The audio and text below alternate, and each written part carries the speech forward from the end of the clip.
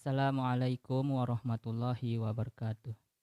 Alhamdulillahirabbil alamin wa bihi nasta'inu ala umurid dunya waddin wassalatu wassalamu ala asrofil anbiya'i wal mursalin wa ala alihi wa ashabihi ajma'in amma ba'du.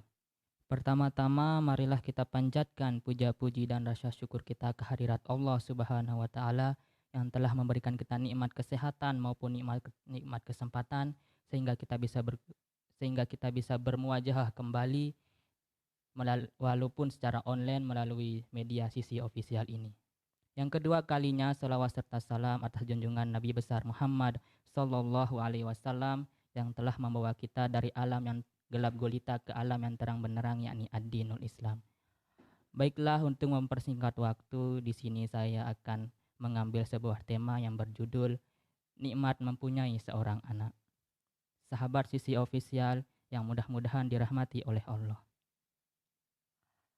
Nikmat adalah sesuatu yang diberikan oleh Allah kepada hambanya, dan jika Allah tidak memberikannya kepada kita, niscaya kita akan merasakan penuh dengan kekurangan. Kita mempunyai mata untuk merasakan nikmatnya melihat. Namun ketika nikmat melihat itu dicabut oleh Allah, maka sudah tentu kita akan merasakan penuh dengan kekurangan. Nikmat itu ada berbagai macam. Ada nikmat melihat, ada nikmat mendengar, ada nikmat kesehatan, maupun ada nikmat kesempatan. Bahkan dari sejak kita bangun tidur sampai kita tidur lagi, semuanya itu adalah nikmat semata. Andaikan seluruh pohon yang ada di bumi ini yang menjadi penanya, dan lautan ini yang akan menjadi tintanya, niscaya kita tidak dapat mencatat semua nikmat yang telah diberikan oleh Allah kepada kita. Sebagaimana disebutkan dalam Al-Quran, surah An-Nahl ayat 18 yang berbunyi, A'udzubillahi minasyaitonirrajim, bismillahirrahmanirrahim, wa in ta'uddu nikmatallahi la tuhsuha. Dan jikalau kamu ingin menghitung nikmat Allah, niscaya kamu tidak dapat menghitungnya. Sahabat sisi ofisial yang mudah-mudahan dirahmati oleh Allah.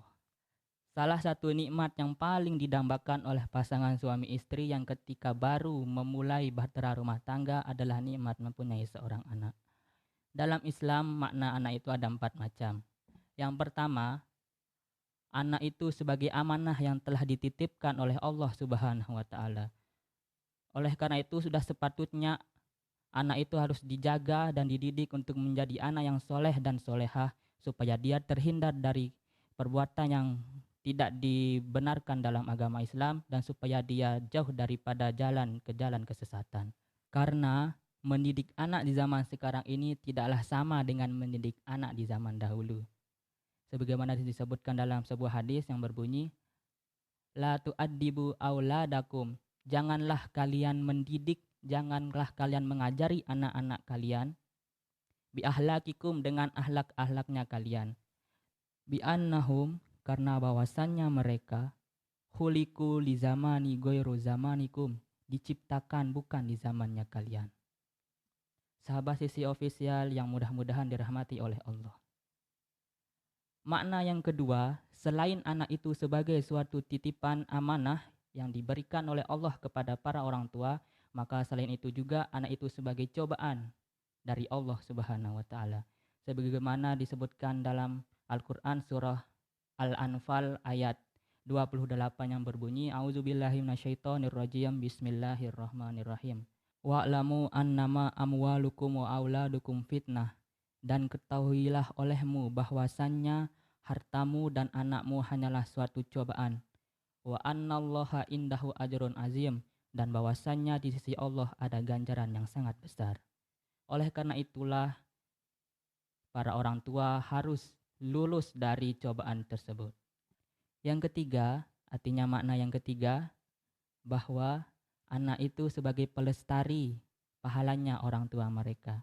Karena ketika orang tua telah tiada, maka anak yang soleh dan solehalah yang akan melanjutkan segala perbuatan kebajikan yang pernah dilakukan oleh orang tuanya ketika mereka masih hidup. Yang keempat, yang terakhir, anak itu sebagai sumber kasih sayang.